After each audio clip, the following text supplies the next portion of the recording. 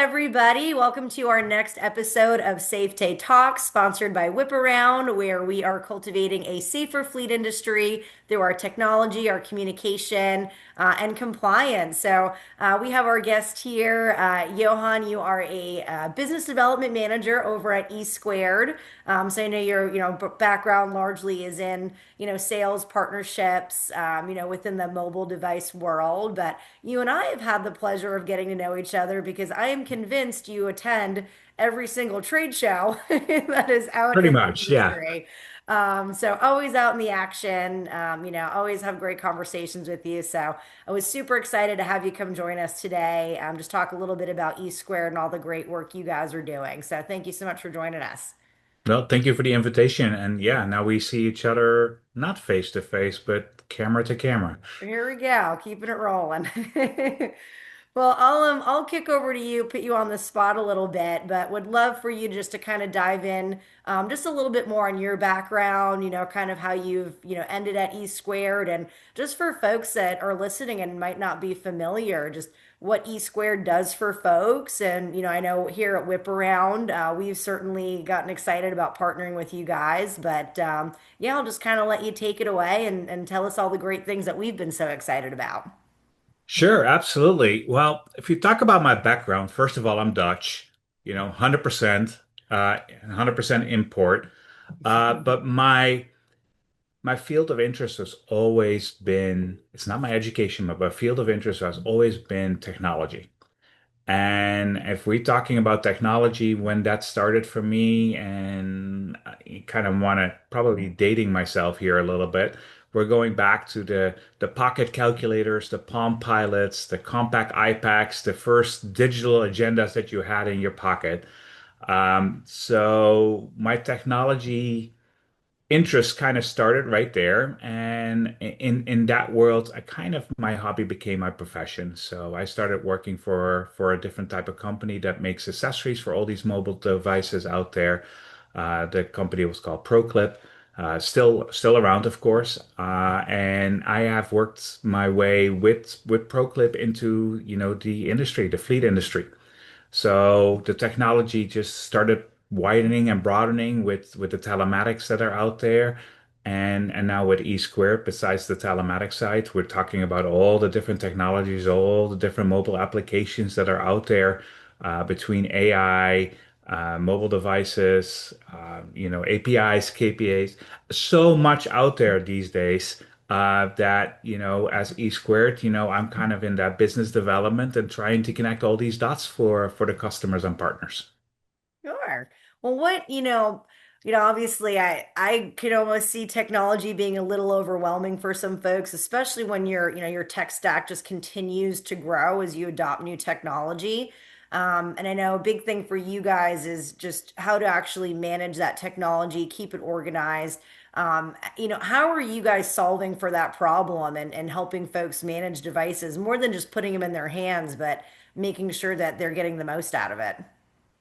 Yeah, I think one of the key factors is that, technology stacks indeed, like you mentioned, are growing and it's going fast. I mean, it's moving so fast. And luckily, we have all these different type of partnerships out there where we kind of stay in touch with the technology as well. And then, of course, we have the end customers. The end customers are actually looking for different softwares to improve their business and their business strategies and things like that. So a lot of the software partners that are out there and the technology partners that are out there really own the customer. But what they're good at is their software. Mhm. And when it needs like a mobile deployment on a mobile device, it's like, how do we do this? So some software partners try to do this really on their own and try to help the customer, but there's so many variables in there that a lot of software partners tell the customers now, like, you figure it out yourself. Mhm.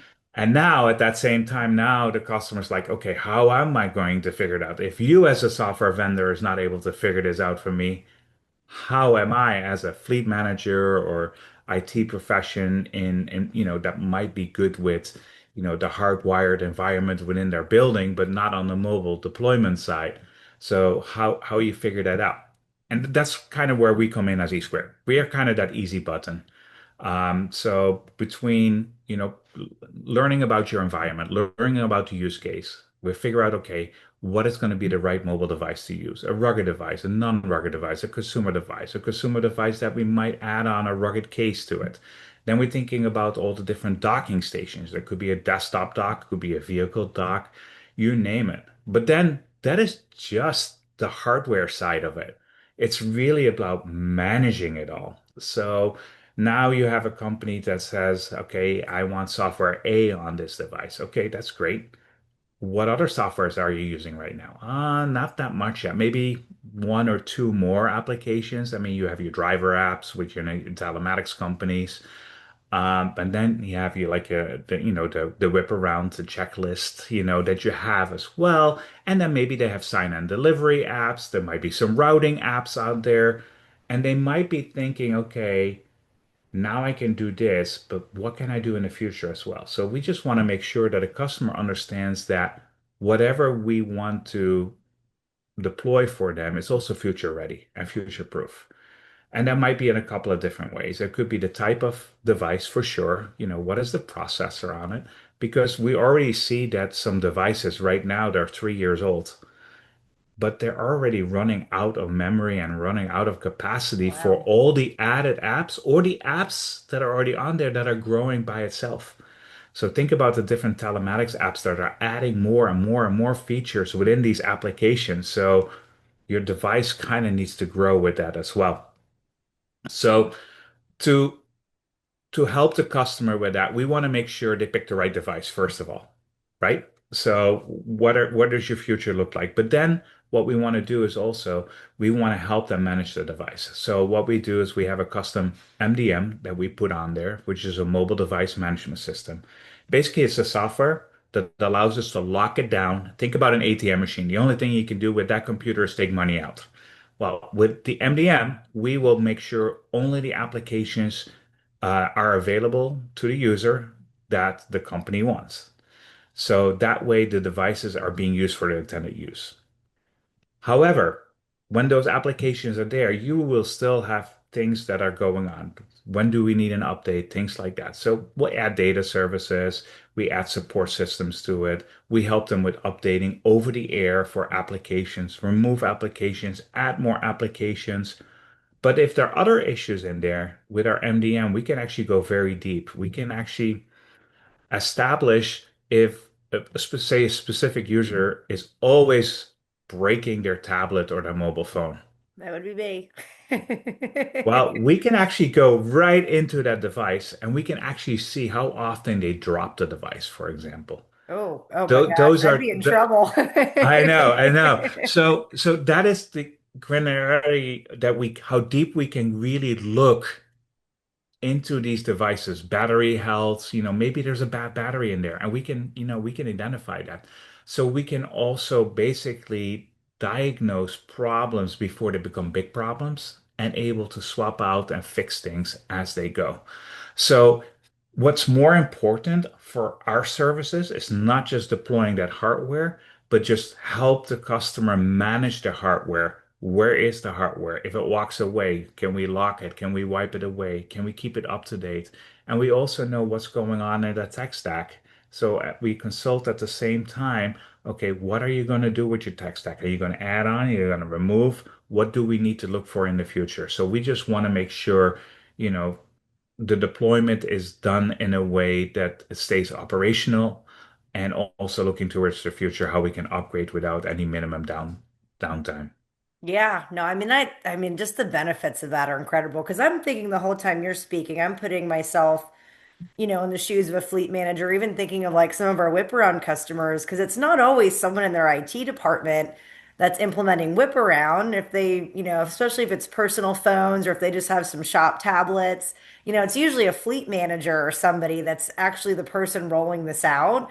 And, they have so many other things they need to focus on. They're worried about, okay, how are the conditions of my vehicle staying?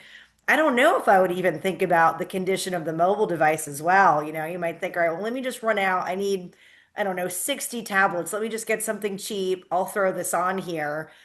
So I'm sure for a lot of folks out there that really do need, good solid technology, they're just thinking about the application. They're not thinking about how long will this last me? What is the memory on here? I know it's something that I wouldn't think about. So I can see that being massively beneficial, for folks that are trying to deploy this technology and they're not the IT department.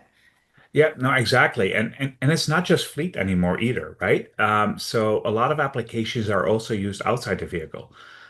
So we're talking about manufacturing floors, we're talking about the maintenance shop as well, where they are doing different maintenance protocols, taking pictures, and it's all connected to different ERP systems and AI. So for example, if you take a picture of something that is broken into a vehicle, then it automatically connects with all these systems. Do we have it in stock? Where is it in stock? When can we replace it? If it's not a stock, how do we order it? It's like a whole chain of commands of, different kind of workflows that are going into place. And the mobile devices are really so helpful in that scenario because you can go on location, you can diagnose, you can take a picture and start this whole workflow process.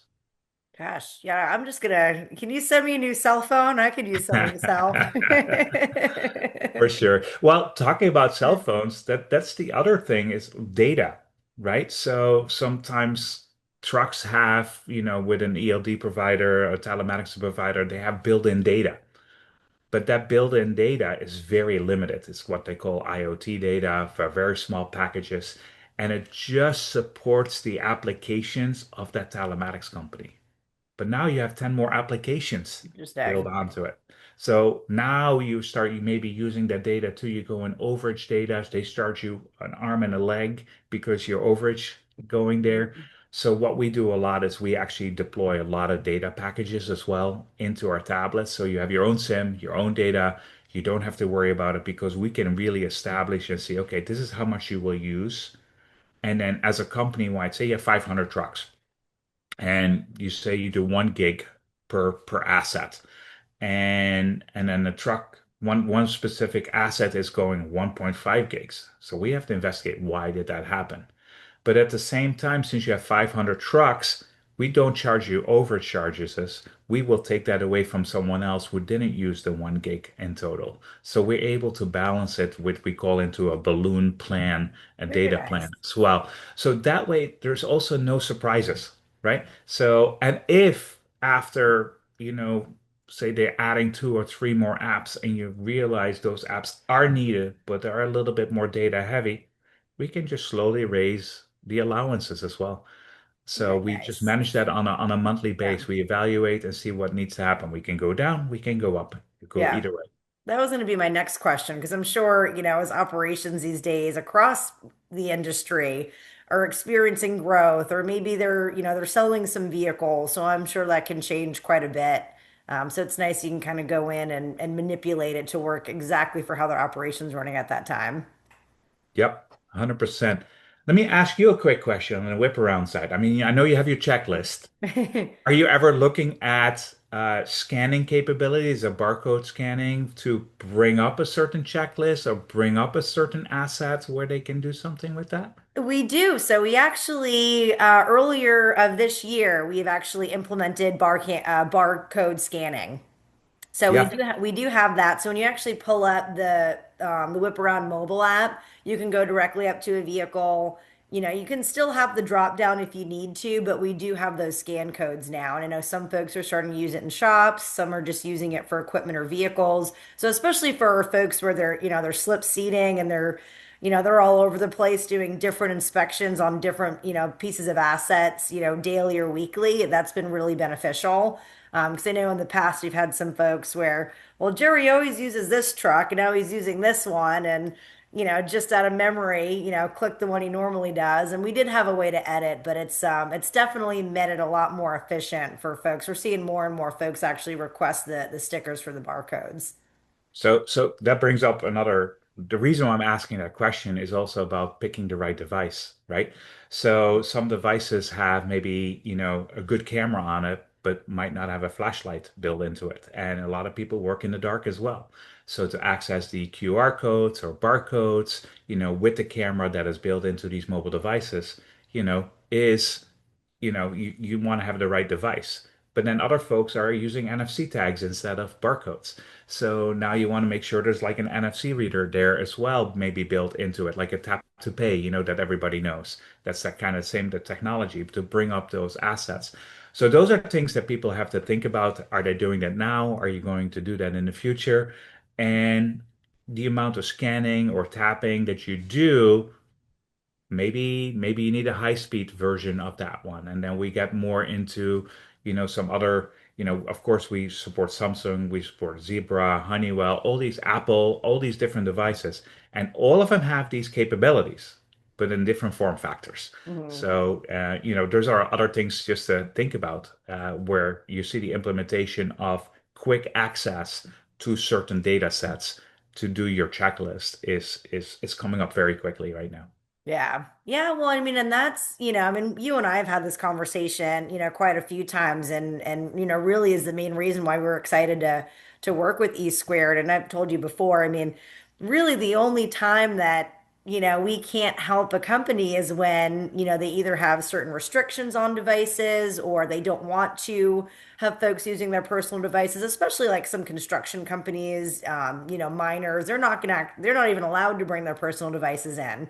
And if the company's not providing them, well, then you're kind of at a standstill, right? Because, we're not the device, but we are the mobile app. So for you guys to be able to come in and be able to sit down with different, folks that are in all these different scenarios and have that conversation of not only what you need today, what do you need in the next couple of years? I can like I said, I don't think enough people are having these conversations. So, I mean, I mean, we're on a million different devices, I'm sure, and even in Hmm. one company, who has an Apple, who has an Android, who still's got a 7, versus who's got the brand new tablet. Um, so let me ask you this. I mean, are you having a lot of folks come to you where they're maybe not even putting a new application? They're just like, hey, can you help us consolidate because we have so many different devices that we're using in this company? And, kind of like you said, maybe one's not scanning properly, or maybe someone's camera is just not at the quality of somebody else's. Or do you guys see that a lot as a scenario of like, hey, just help us get everybody on the same one so we have the same functionality? Yeah, for sure. Especially if the devices are going to be shared devices. So, for example, if you have your own device and you carry that with you as an employee, and it doesn't matter if you go into this vehicle or you go into that vehicle, it's not as big of an issue. But if you see devices, people want to save money and they say, maybe we want to have a device assigned to a vehicle Mhm. and that device stays in that vehicle. Now I might have three employees in a 24-hour cycle that will be using that either in a vehicle or on a machine factory floor, things like that. Though at that point, the devices become shared devices. So you want to give them the same experience across the board. So at that point, yes, we do see a lot of consolidation to one particular device. Now, if you have someone like me who's probably dropping the device more than I'd like to admit, my poor phone over here, um, how easy is it for me to reach out for replacements? Is that, kind of part of the contract with you guys, or, what does that look like when a company, actually needs not just an upgrade, but a whole new device? Yeah. So for us, when we deploy with a customer and we do customer support, people can always reach out to us either by phone, by email. We can remote into the devices as well. But we also take care of all the warranties of the mobile devices, but also the accessories that it comes along with. So the docks, the vehicle docks, and the tablets or the cell phones by itself. So what we do is we work with customers in you know, different ways on the contract where we could say, hey, maybe you want to purchase an extra, depending on how large your fleet is, your assets are in total. Maybe you want to add five more extra devices that we just keep on hand. And once something goes wrong with one, we can switch them out very quickly. We can overnight one, you can send the other one back. We can do the repairs on that one. If they don't want to do that, then it's still pretty fast. But you have to understand you will lose a device when it comes in for that reason. So we tend to work with customers and let them know it might be smart to have an extra few on hand and we can keep it in our warehouse and we can then the moment one goes bad, we can stage it and kit it exactly for that profile for that particular phone or tablet that is now needs to come back. and then we just swap them out. Yeah, well, you guys have definitely thought of everything, it sounds like. Yes, for sure. It's it's 25 years of experience. The growth really have happened, when the ELD mandate came in, where basically every long haul truck needed a mobile device. So we have learned a lot. We've seen a lot, and yeah, we know exactly what we're talking about and helping the customer. And you can see that with customers, they're coming back each time. I think the only tricky part right now is where people are thinking about, okay, CapEx versus OpEx. So do we want to do a capital expense as the investment versus an operational expense? So we're talking all about the different subscription models. Of course, I mean the support levels and the data, as you know, that's already month to month. So we have some people now asking, and we're entertaining that as well, where they're looking at the hardware, the mobile devices, the docks, everything like that as well, to kind of put that all into one package as well. Very nice. Well, I know you're, like I mentioned earlier, all over the place, consistently, kind of out there at different shows. So you're seeing a lot, even outside of your world with eSquared. Or is there any particular technology trends or just anything that you're seeing out there that's, getting really, that you're excited to see Yep. just curious to kind of learn about your adventures as you're all over the place. Yeah. Well, personally, EVs. I mean, the electric car industry with the self-driving that's happening right now. So in my early years, like I said, it was the Palm Pilot, the Pocket PC, and then it became, the Pocket PCs with the phones in it, and now the iPhone, and now everybody has an iPhone, and everybody has a smartphone. It's kind of there. And then you have the smartwatches. So for me, between the computers, the tablets, that kind of every time there's a new update, it's more a little bit of a hardware improvement. Where I see a lot of great things is the way all these dots are being connected, especially in IoT. And then the electric vehicle is my personal little thing right there. I like to play around with EVs right now. That's kind of my hobby. So yeah, from a pocket pocket PC to an EV as the new hobby. That's quite a change, but that Yeah, is really right. the new technology. And then, you know, AI is the buzzword, right? And AI, I'm very, very into the AI. A lot of AI kind of existed already. It was kind of these workflow scenarios, Mhm. but now these workflow scenarios are being even more optimized with AI on the background. And I think that is really interesting to see and to follow and to see how companies are combining all these different technologies, all these different data sets, and trying to make that cohesive. And everybody is in that battle. So what's very interesting is to see companies that are able to be agnostic in that way and kind of work with all these different technologies out there. And there's a few out there. Can't say much yet, but there are some out there where we're starting to partner with those as well, which are really great companies. So people can reach out to us if they feel like, hey, we have a data set here, a telematics here, part of my fleet is another telematics company. How can we combine that without replacing everything? I think that is going to be the key. Yeah, 100%. Yeah, I mean it's just exploding right now. I mean it's a great time, to be in the technology industry for sure. And it certainly feels like if you're not already implementing AI into your technology, you're already behind the curve. So Oh, that 100%. happened very quickly. Yes, for sure. Yeah, where do you see it going? Well, gosh, I mean, I definitely think that the AI is going to get more and more integrated. I think before we know it, almost, a lot of the major even telematics, especially when it comes to the data, I think that for me is the most interesting and I think what's going to be the most helpful. I know even from like we just implemented an AI inspection pro within Whip Around. And I mean, I knew what was coming and what we were working on, but it's just been so impressive just to see, it just already learning from itself and being able to, recommend defects or pull up different, even trends within the data, whereas before, sure, we're gathering it for you, but you're still, looking at spreadsheets or graphs where this, it's just, I mean, at your fingertips, the information is right where you need it. So I think for a lot of folks, especially folks that might not really be tech savvy, but they know exactly what they're doing, whether they be a mechanic or, a fleet manager or, a lot of these folks, I mean, they know the vehicle like the back of their hand, but they might not be, great at Excel spreadsheets and pulling information that they need.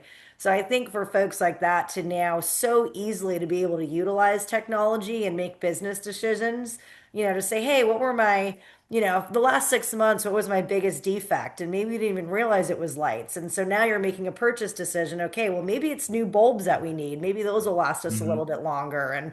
And so I think for me, it's just watching companies being able to make those smarter decisions just based off technology and data that they technically already had, but now it's just more digestible and it's a little bit more accessible. So that to me has been really cool to watch. And the EVs I thought have been really interesting just to see that conversation evolve. I was actually just at an Amazon DSP not that long ago visiting a customer, and I had no idea all of their vans, or at least at this facility, all EV. So I Are all thought the that was, Rivians, right? yeah. Yep. I Yep. thought that was really cool.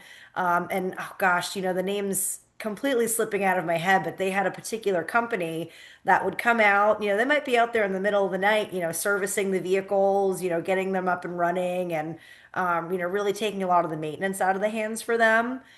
So that was really cool. But one thing I will say almost freaked me out a little bit as far as technology goes is more of the automated, like atomic vehicles. I actually Hmm. saw my first Uber the other day. I wasn't in it. I honestly probably drives better than I do. But going down the street, it just has the passengers in the back. And I actually cracked up because I could see the guy sitting in there. Like it was clearly his first ride, like in an Hmm. atomic Uber, because he was like, I can't believe this is happening right now. But so it was just interesting just to see that going down the street. It's like, wow, we really are in the future. So That is, yeah, it is quite of an experience. I have one of those cars that drives itself as well, but I'm still sitting behind the wheel. But I can, the great thing for that, one of this is I can be a little tired, come back from the airport, I jump in the car, I set go home. I just have to pay attention to the mirrors, the sides. They know you're paying attention to it. But you know what? The car doesn't get tired. The car doesn't get drunk. It has more eyes than I do. So we know that technology will eventually be definitely, replacing some human driving and might be for the better of it too. yeah. So I mean, gosh, I always joke, I'm in Fort Mill now, but living in, kind of that Charlotte area, it's such a transplant spot. So, I always kind of thought, well, you have these mix of, because I'm from New York originally, so I can say this, the very aggressive, New York, New Jersey drivers, but then, you might have the folks that are from this area that are, kind of more used to the back roads. Maybe they were more in the mhm. country. And so now you have this mix of these very high, fast, aggressive drivers versus kind of slow drivers, and you get them on one highway. It just doesn't work out that well. So I think the more steps we kind of take towards safer driving and, with, kind of the lane correction and more of the sensors we have nowadays, I mean, it's, Yeah. nothing wrong with getting safer and safer. Right. And that is now a pure example of AI at work. A lot of work that we see in AI is optimization, and Mhm. and then eventually it will become preventive because it will learn from itself. So you will see that with the self-driving vehicle as well. It already knows the situations it's going into, and it's already taking preventive action. And if you're looking at AI into the workflow space, right now we have the AI, okay, A happens, okay, how do we get to Z? How do we get this fixed?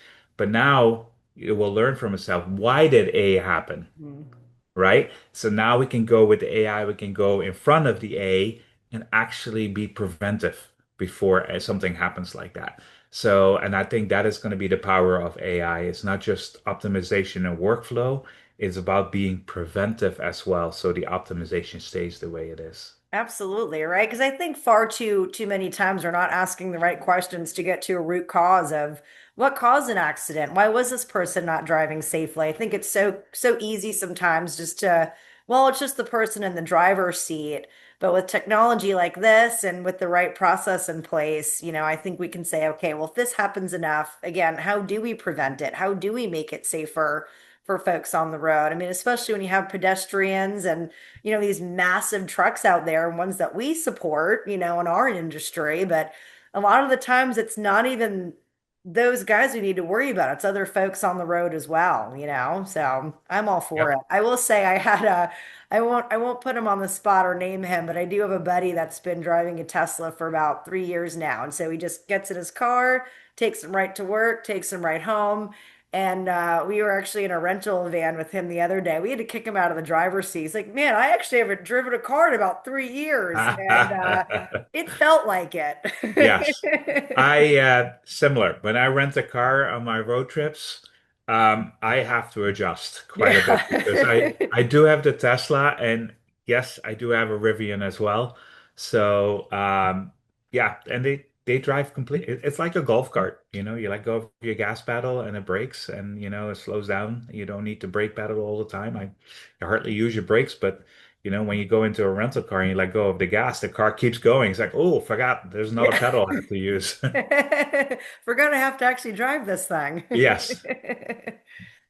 Um, Well, you and I will, get to hang out at ATA. I'm hoping this will actually be live before then. But so for any folks that are out there listening, of course, you can catch Whip Around and eSquared. We'll be hanging out at ATA together. But what other shows or upcoming events, can folks out there find you at and get some more information from you?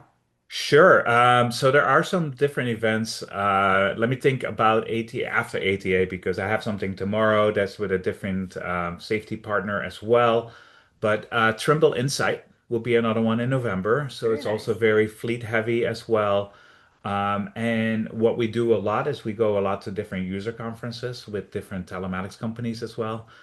We feel there with the partners that is going to be the most um, I wouldn't say bang for our buck, but the best connections that we can make right there versus the larger shows.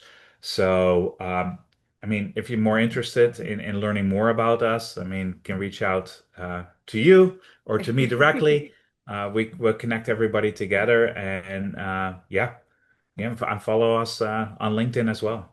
Sure, yeah. And then any last remaining comments you'd like to leave us out on? Let me put you on the spot real quick. Oh, well, it's great to hear that a company like Whip Around is, is really taking a proactive approach to working into the safety side of it and optimizing that, but is also thinking about the partner ecosystem. It's all about partnering together with the right folks within the industry to create reliability and trust at the same time. Otherwise, we all, you know, some folks are just pure sales folks. And, I think, between eSquared and Whip Around, we both are very companies that are there really to help folks, right? It's not about the sales. It's about helping out, optimization, safety first. Mhm. And with a mobile device, even, if people use their own cell phones, they'll start doing YouTube and Spotify and other things on their mobile devices that they shouldn't be doing. So distracting driving, keeping people really focused on the task that are due. And I think, safety first is one of those things that is at our heart, both of our companies. And Mhm. I'm happy that we are partnering together on that. Yeah, 100%. I think that's the biggest thing right now, right? You never want to look at other folks in the industry as too much competition. I think the main thing is that all of us need to have the same goal at the end of the day, and that's to get folks home, back to their families, right? And whatever we Yep. can do and in our own, lanes to make that happen, let's, come together and, really make it not just an idea, but something tangible. And us kind of having conversations like this is where it's, hey, we're not just folks that, have a software or have a device, but, we're resources that can, genuinely help companies, also have that goal of making sure their Exactly. entire team is safe, no matter what, seat they sit in, especially the driver's seat. So, Yep, exactly. And on both sides, it's not just about our product either, right? It's about connecting the dots within the industry. So helping customers, even if it's not helping us as a company personally, but just helping the end user finding the right solutions and making those connections, I think that's the added value that we both have as well. yeah, 100% agree. And I knew that as soon as I met you. So I was very Thank you. excited. We've been to continue building our relationship. And again, just so excited to have you on. You've always been such a wealth of knowledge. Again, anyone listening, you need to know anything about eSquared. This is your guy right here. And I'm very excited to hang out at ATA and, see how we can continue making a difference in the industry. Sounds good. Well, I'm looking forward to seeing you in a couple of weeks and looking forward to see this online as well. Yeah, absolutely. Well, thanks guys for listening in this week, and we'll catch you next time. All right, take care.